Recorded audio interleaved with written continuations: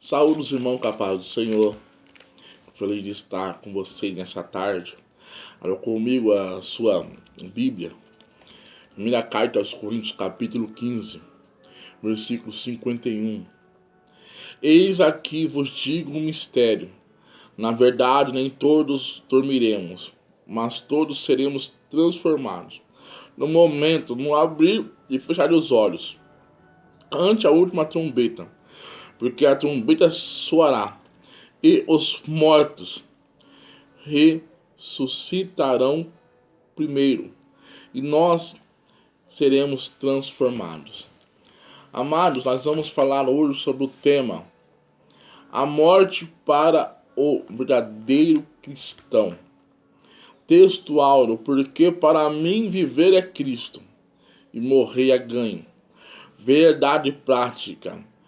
Para o crente, a morte não é o fim da vida, mas o início de uma plena, sublime, eterna comunhão com Deus. Irmãos, vamos falar sobre a morte. Numa sociedade materialista, evita-se falar sobre assuntos negativos. No entanto, a morte é um fenômeno real que se abate sobre os seres humanos de todas as idades, classes sociais, religiosas. Afinal de contas, quem pensa em morrer? Quem pensa em morrer? Há alguma virtude na morte nos dias atuais? O desespero vem tomando conta das pessoas, até mesmo das que professam a fé cristã.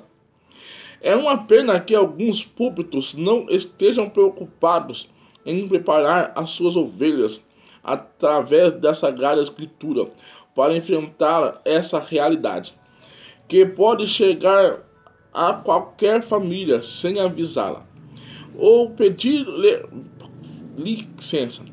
Por isso, nessa lição, demonstraremos que Deus se preocupa com a fragilidade e vicissitudes humanas, principalmente quando se trata de um tema tão laborioso e delicado. O que é morte? O que é morte? Não é tarefa fácil definir a morte. Como um fenômeno natural, ela é discutida na ciência, na religião e faz parte de debates cotidianos, pois atinge a todos. Anteriormente definida como parada cardíaca respiratória, o consenso médico atual define como cessamento clínico cerebral ou cardíaco irreversível do corpo humano. No entanto, a definição mais popular do fenômeno é interrupção da vida, atividade elétrica no cérebro. Como um todo, a constatação de que a pessoa entrou em óbito é o ponto de partida para a permissão ou não pela família de doar os órgãos. Quer dizer, esse termo clínico é quando o cérebro para de funcionar, quando o coração para de bater. Aí é decretado a morte. O que a Escritura diz? O salário do pecado é a morte. A homem só começou a morrer depois que ele pecou. Depois que Adão e Eva pecou, aí veio a morte. Deus não criou a morte. O pecado traz a morte. Vamos lá. O homem e a mulher para morrer, o sonho não planejou tal realidade para o ser humano. Mas conforme descrito em Romanos, a morte é consequência da queda. A morte é consequência da queda. O homem teve a queda no começo. Por causa dessa queda no começo, o homem passa pela morte. O que diz o Antigo Testamento? Morrendo o homem, porventura tornará a viver? Essa pergunta de interesse perene para todos os seres indagações.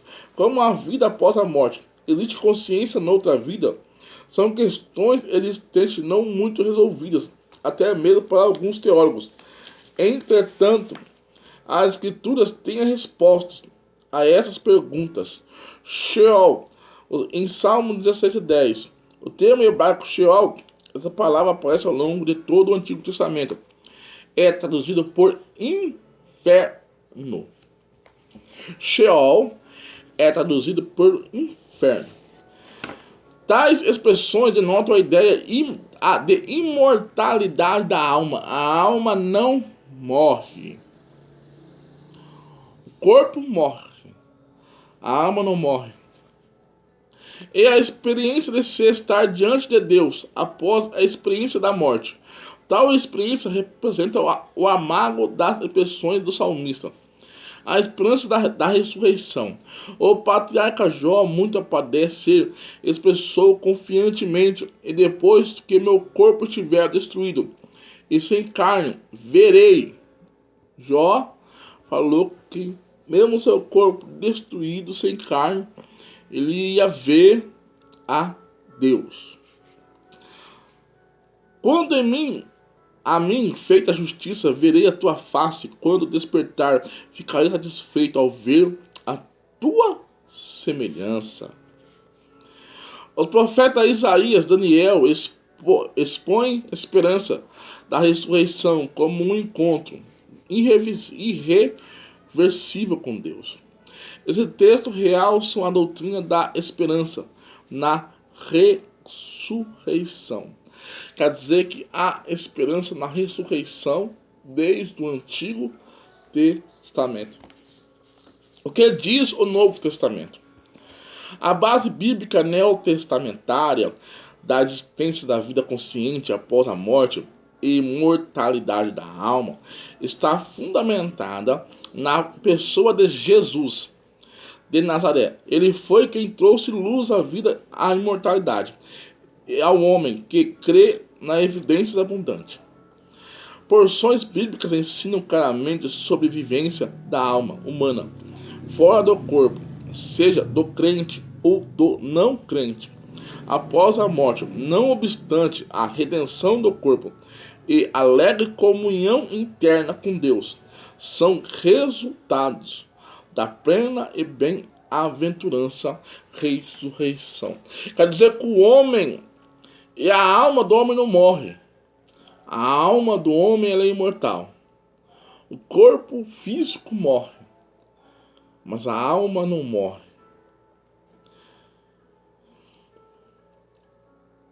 A definição da transformação do corruptível em incorruptibilidade. Quer dizer que o homem, quando nós lemos aqui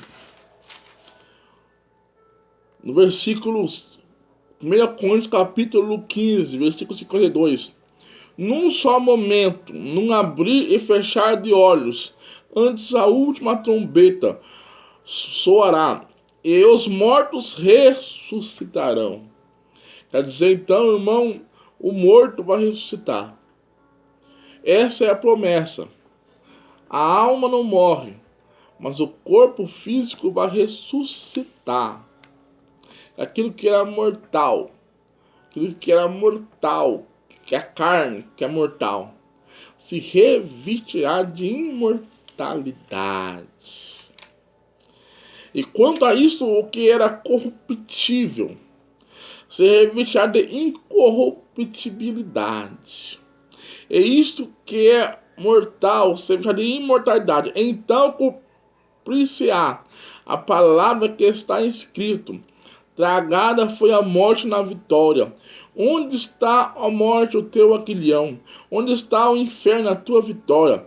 Ora, o aguilhão da morte é pecado, e a força do pecado é a lei. Mas graças a Deus que nos dá a vitória por nosso Senhor Jesus Cristo. A morte de Cristo é certeza da vida eterna. O Pai entregou seu Filho em favor da humanidade. Assim o fez simplesmente por amor. Esse ato amoroso proporcionou a possibilidade de escaparmos do juízo divino pelo sangue precioso derramado por Cristo. Quer dizer, meu irmão, que o sangue de Cristo nos dá vitória. O sangue de Cristo nos dá a vitória. Evangelho de João, capítulo 3, versículo 16. Deus amou o mundo de tal maneira que deu o seu Filho unigênito para todo aquele que nele crê, não pereça, mas tenha vida eterna. Esse é o amor de Cristo. Ele veio para que nós tenhamos vida e vida eterna. A morte desfrutar da vida eterna. O fenômeno da morte é para o crente a prova da fé vigorosa, revelada em sua vida terrena. Essa fé manifesta-se numa consciência de vitória, apesar de a morte mostrar-se como uma aparente derrota. O apóstolo Pedro lembra dessa fé quando exortar-nos: alegrai-vos no fato de seres participantes das aflições de Cristo, para que também na revelação da sua glória regozijei e alegrai. Para o crente, a morte não é o fim. Guarda isso, meu irmão. A morte para o crente não é o fim. Guarda isso. A morte para o crente não é o fim, mas o início de uma extraordinária e plena com Cristo, vida com Cristo. É a certeza de que o seu aguilhão foi retirado de uma vez por todas, selando o passaporte oficial para a vida eterna em Jesus. A morte para o crente não é para derrubar o crente. A morte para o cristão é a vitória do cristão. Porque quando o cristão morre com Cristo, morre obedecendo a Deus, ele tem certeza da sua vitória, porque ele já está salvo.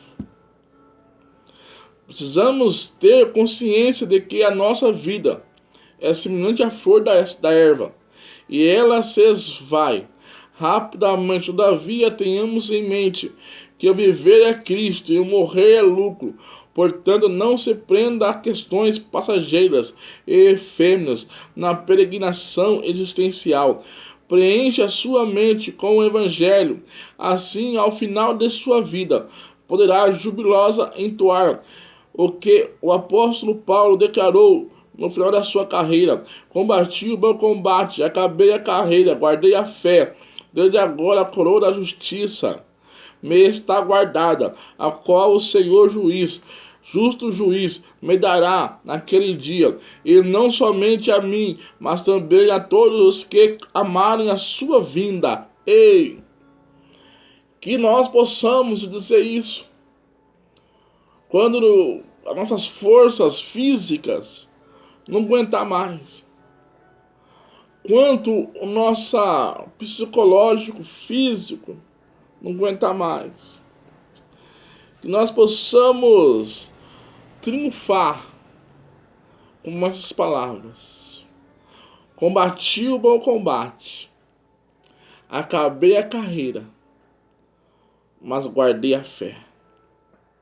Você, meu irmão, minha irmã em Cristo, que está fazendo a obra, você, jovem irmã que está fazendo a obra, que você e eu possamos ter fé e ter alegria, mesmo na morte, para que nós possamos ter certeza da minha e da sua salvação. Que nós possamos ter certeza que Cristo vai vir buscar a sua igreja. Vamos orar. Senhor meu Deus, Senhor meu Pai, consola, Senhor, esses corações que estão tristes pelas percas familiares que morreram. Conforta, Jesus. Eu sei que não é fácil a separação de almas do corpo.